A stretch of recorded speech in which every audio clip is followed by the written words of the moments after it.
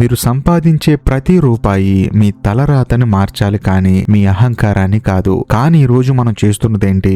ఎవరో పరాయి వాడి కళ్ళల్లో మనం గొప్పగా కనిపించాలని చెప్పేసి మన జేబులో ఉన్న కష్టాన్ని తగలేస్తున్నాం. అవసరాలు తీర్చుకోవడానికి సంపాదించాల్సింది పోయి పక్కవాడికి మనం డబ్బున్నోళ్ళం అని చెప్పేసి చూపించుకోవడానికి మనం అప్పులు చేస్తూ ఉంటాము. శ్రీ అరబిందో గారు ఒక మాట అనేవారు, మనిషి తన బాహ్య అవసరాల కోసం లోపలున్న ప్రశాంతతని బలిస్తున్నాడు అని. ఈ రోజు ఇప్పుడే ఆలోచించు, నువ్వు డబ్బును వాడుతున్నావా లేక డబ్బే నిన్ను వాడుకుంటుందా? ఇంకా డైరెక్ట్ గా పాయింట్ కి వస్తే, డబ్బు లేకపోవడం సమస్య కాదు, వచ్చిన డబ్బుని ఎలా ఉంచుకోవాలో తెలియకపోవడం అసలైన దరిద్రం. ఈ రోజు మన చుట్టూ ఉన్న ప్రపంచం ఒక రంగుల కలలా కనిపిస్తుంది. కొత్త ఫోన్ అవ్వచ్చు, బ్రాండెడ్ బట్టలు అవ్వచ్చు, ఖరీదైన వస్తువులు అవ్వచ్చు, ఇవి ఉంటేనే నువ్వు సక్సెస్ అయినట్లు సమాజం నీకు నూరిపోస్తుంది. మనం కూడా ఆ మాయలో పడిపోతున్నాం. ఆ విషయం మనకు కూడా అర్థం కావట్లేదు. శ్రీ అరబిందో గారు మానవ పరిమాణం గురించి చెబుతూ మనిషి తన ఇంద్రియాలకు బానిస కాకూడదని చెప్పేసి హెచ్చరించారు. కానీ మనం మన కళ్ళకు నచ్చిన ప్రతి వస్తువు కోసం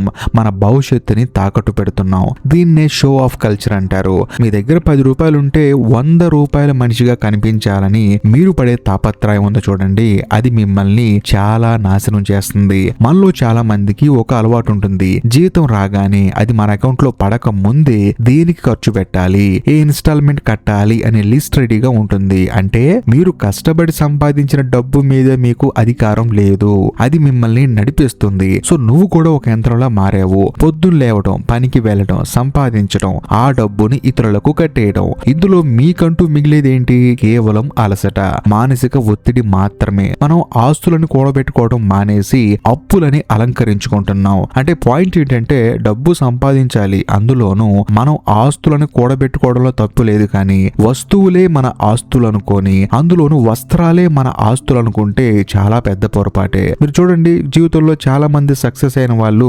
వస్తువులకి, వస్త్రాలకి పెద్దగా విలువివ్వరు. వీళ్ళేంటారు బాబు ఎంత సింపుల్ గా ఉంటారని చెప్పేసి చాలా మంది అంటూ ఉంటారు. నిజం చెప్పాలంటే వాళ్ళు సింపుల్ గా ఉండటానికి కారణం ఏంటంటే, వాళ్ళు డబ్బుని దేనికి ఖర్చు పెట్టాలో బాగా తెలిసిన వాళ్ళై ఉంటారు. అంతేకాకుండా నేను గొప్ప అని చెప్పేసి, నేను డబ్బున్నవాడిని అని చెప్పేసి వాళ్ళు చూపించుకోవడానికి ఇష్టపడరు. ముఖ్యంగా ఈఎంఐల జోలికి అస్సలు వెళ్లరు. అసలు ఈ సమస్య ఎందుకు వస్తుంది అని మీలో చాలా మందికి డౌట్ రావచ్చు. ఎందుకు మనం ఇలా తయారయ్యాం? ఎందుకు సంపాదన పెరిగినా సంతోషం పెరగట్లేదు? దీనికి కారణం మన లోపల ఉన్న అభద్రతా భావం. మనల్ని మనం తక్కువగా ఊహించుకోవడం వల్లే బయట వస్తువులతో మన విలువ పెంచుకోవాలని చూస్తాము. అంటే ఇప్పుడు మనం ఉన్నాం అనుకోండి, మనం మామూలు మనుషులం అనుకోండి, మనం మామూలు మనుషులం అని చెప్పేసి మనం ఫీల్ అయితే ఏం ప్రాబ్లం లేదు. 10 మందిలో నాకు విలువ తక్కువ, నా దగ్గర ఐఫోన్ ఉంటే నన్ను గొప్పగా చూస్తారు, నా కాళ్ళకు ఒక 5,000 రూపాయల షూస్ ఉంటే నాకు కొంచెమైనా రెస్పెక్ట్ ఇస్తారని చెప్పేసి మిమ్మల్ని మీరు తక్కువ చేసుకొని, ఆ వస్తువులు మీ దగ్గర ఉంటే వాళ్ళు మిమ్మల్ని గొప్పగా చూస్తారు అనుకోవటం వల్లే ఈ సమస్యలన్నీ వస్తాయి. శ్రీ అరబిందో గారి దృష్టిలో మనిషికి అసలైన శక్తి తన అంతరాత్మ నుంచి రావాలి. కానీ మనం ఆ శక్తిని ఐఫోన్ కెమెరాలోనో, లగ్జరీ కార్ లోగోలోనో వెతుకుతున్నాం. నా దగ్గర ఇది ఉంది కాబట్టి నేను గొప్పవాడిని అనుకోవడం అహంకారం. ఆ అహంకారం నిన్ను ఎప్పుడు ప్రశాంతంగా ఉండనివ్వదు. పక్కవాడు కొత్త మోడల్ కారు కొనగానే నీ కారు పాతదైపోతుంది. నిజం చెప్పాలంటే పనికి రాని వస్తువు అయిపోతుంది. ఇది ఒక విషవలయం. సమాజం నిన్ను ఒక వినియోగదారుడిగా మాత్రమే చూడాలనుకుంటుంది. నువ్వు ఎంత ఎక్కువ ఖర్చు చేస్తే ఈ కార్పొరేట్ ప్రపంచానికి అంత లాభం. అందుకే నీకు ప్రతి నిమిషం యాడ్స్ ద్వారా నీ దగ్గర ఇది లేదు, అందుకే నువ్వు వెనకబడి ఉన్నావని గుర్తు చేస్తూనే ఉంటారు. మనం ఆ ట్రాప్ లో పడిపోతున్నాం. శ్రీ అరబిందో గారు ఒక చోట ఇలా అంటారనమాట, అజ్ఞానం అంటే ఏమీ తెలియపోవడం కాదు, ఏది అవసరమో అది అనవసరమో తెలుసుకోకపోవడం అని. అవసరం లేని వస్తువులు, మనకి ఇష్టం లేని వ్యక్తులు ఇంప్రెస్ చేయడానికి మన దగ్గర లేని డబ్బుతో కొనడమే ఈ తరపు అతి పెద్ద ట్రాజెడీ. సో బేసికల్ గా కొంతమంది ఉంటారనమాట, ఇప్పుడు ఐఫోన్ తనకి అవసరం లేదు, అసలు దాంతో పని కూడా లేదు, కాకపోతే తన దగ్గర లేని డబ్బుతో అంటే ఈఎంఐతో ఆ ఫోన్ కొని నా దగ్గర ఇది ఉంది నేను గొప్ప అని చెప్పుకొని ఆ ట్రాప్ లో పడతారు చూశారు, వాళ్ళు నిజమైన అమాయకులు అని చెప్పేసి ఆయన అంటున్నాడు. ఆర్థిక స్వేచ్ఛ లేని జీవితం బానిస బ్రతుకుతో సమానం. అంటే డబ్బు ఉన్నా కూడా వాటిని ఈఎంఐలు కట్టుకుంటూ వాటిని ఫ్యూచర్ బిల్డ్ చేసుకోవడానికి ఉపయోగించుకోకపోతే మాత్రం వాళ్ళు నిజమైన బానిసలు అని చెప్పేసి అంటారు. ఇప్పుడు ఇల్లుకి మనం డబ్బులు కడుతున్నాం అనుకోండి ఈఎంఐ, అది ఖచ్చితంగా జీవితాంతం మనతో ఉంటుంది, కట్టినా తప్పు లేదు. ఒక సెల్ ఫోన్ కానీ, ఒక బైక్ కానీ, ఇంకొక 5-6 సంవత్సరాల్లో పాడైపోయే వస్తువులు కూడా మనం జీవితాంతం కడుతూనే ఉంటాం కదా, 2 సంవత్సరాలని 3 సంవత్సరాలని చెప్పేసి. దాన్ని ఆయన బానిస బ్రతుకు అంటారు. నువ్వు చేసే ఉద్యోగం నీకు నచ్చకపోయినా ఆ అప్పులు కట్టడానికి నువ్వు వెళ్ళక తప్పట్లేదు కదా, అంటే నువ్వు స్వతంత్రుడివి కాదు, నువ్వు కేవలం ఒక జీతగాడివి మాత్రమే అని చెప్పేసి ఆయన అంటాడు. మరి ఈ సమస్యని ఎలా అధిగమించాలి అని చెప్పేసి మీకు డౌట్ రావచ్చు. ఎలా అధిగమించాలంటే దీనికి కావాల్సింది సంకల్పం. శ్రీ అరబిందో గారి బోధనల్లో ఈక్వాలిటీ ఆఫ్ మైండ్ అనే పదం వినిపిస్తూ ఉంటుంది. అంటే లాభం వచ్చినా నష్టం వచ్చినా ఎవరో ఏదో అన్నా సరే నీ మనసు నిలకడగా ఉండాలి. నీ దగ్గర డబ్బు ఉన్నా లేకపోయినా నీ విలువ తగ్గదు అనే నమ్మకం నీలో కలగాలి. మొదటి మెట్టు ఆస్తులు మరియు అప్పులు. ఆస్తులకి అప్పులకి మధ్య తేడా తెలుసుకోవాలి. నీ జేబులోకి డబ్బులు తెచ్చేది ఆస్తి, నీ జేబులోంచి డబ్బులు తీసేది అప్పు. నువ్వు కొనే కొత్త ఫోన్ ఆస్తి కాదు, అది ఒక తరుగుదల ఉన్న వస్తువు. నువ్వు చేసే పెట్టుబడి మాత్రమే నీకు రక్షణ ఇస్తుంది. అరబిందో గారు చెప్పినట్లు ప్రతి మనిషి తన జీవితంపై పూర్తి కాన్షియస్నెస్ ఉండాలి. నువ్వు రూపాయి ఖర్చు పెడుతున్నావు అంటే అది నీ జీవిత కాలంలో కొంత భాగాన్ని వెచ్చించి సంపాదించింది అని గుర్తుంచుకోవాలి. ఆ రూపాయి ఖర్చు చేసేటప్పుడు అది నీకు నిజంగా అవసరమా లేక నీ అహానికి అవసరమా అని చెప్పేసి ప్రశ్నించుకోవాలి. రెండవ మెట్టు నిరాడంబరత. గొప్పగా బ్రతకడం అంటే ఖరీదైన వస్తువుల మధ్య ఉండటం కాదు, కనీస అవసరాలతో అత్యున్నతమైన ఆలోచనలు చేయటం. నీ ఆర్థిక స్థితిని కేవలం అంకెల్లో కాకుండా నీకున్న స్వేచ్ఛలో కొలుచుకో. నీకు నచ్చిన పని చేయడానికి నీ దగ్గర ఎంత సమయం ఉంది, అంతేకాకుండా నీ కుటుంబంతో గడపడానికి నీకు ఎంత సమయం ఉంది. ఇదే అసలైన సంపద. ఈ విషయం చాలా మందికి అర్థం కావట్లేదు. సరే, అంతా పక్కన పెట్టండి. మన జీవితాన్ని మనం ఎలా మెరుగుపరుచుకోవాలి అని మీరు అడిగితే మాత్రం ఇప్పుడు అసలైన ప్రాక్టికల్ అప్లికేషన్ గురించి మాట్లాడుకుందాం.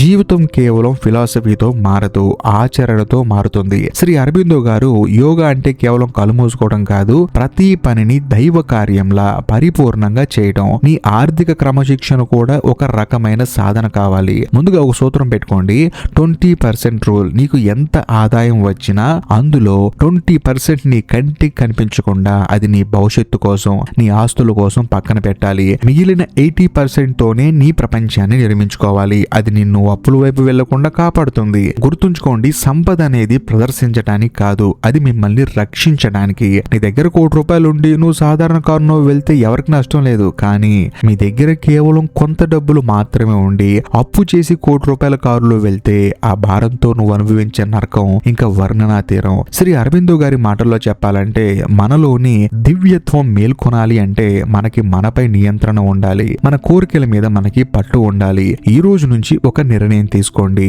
నేను నా అవసరాల కోసం బ్రతుకుతాను, ఇతరుల అభిప్రాయాల కోసం కాదు.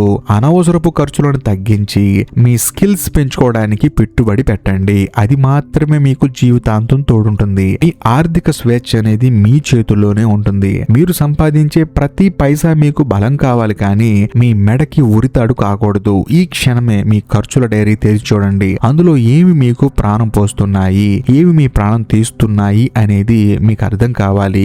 ఎందుకంటే మీరు ఎంత దాచిపెట్టుకుంటున్నారు, ఎంత ఖర్చు చేస్తున్నారు, ఆ చేసే ఖర్చులో కూడా మీకు అవసరమైనవా అనవసరమైనవా, అందరూ కొంటున్నారనుకుంటున్నారా లేకపోతే మీకు అవసరం ఉన్నది కాబట్టి కొంటున్నారా, ఇలా ప్రతి ఒక్క దాన్ని మీరు ట్రాక్ చేసుకుంటూ ఉండాలి. మిమ్మల్ని మీరు మెరుగుపరుచుకుంటూ ఉండాలి. ఒక మనిషికి వాల్యూ అనేది అతని దగ్గర ఉన్న వస్తువుల వల్ల కాదు, అతను జీవించే జీవితం వల్ల వస్తుందన్నమాట. కొంతమంది ఉంటారు ఎక్కువగా ఈఎంఐలు పెట్టేసుకుంటూ ఉంటారు. పోనీ అవేమన్నా ప్రాపర్టీసా అసెట్సా అంటే కానీ కాదు, అవి కేవలం వస్తువులు మాత్రమే. కొన్ని సంవత్సరాల తర్వాత పాడైపోతాయి. మరి ఆ వస్తువులు పాడైపోయిన తర్వాత నిజంగా వాళ్ళకి విలువ ఉంటుందా? ఉండదు కదా. అలాగే మీరేం చేస్తారంటే వస్తువులకు ప్రాధాన్యత తగ్గించి మీ జీవితం మీద ఫోకస్ చేయండి.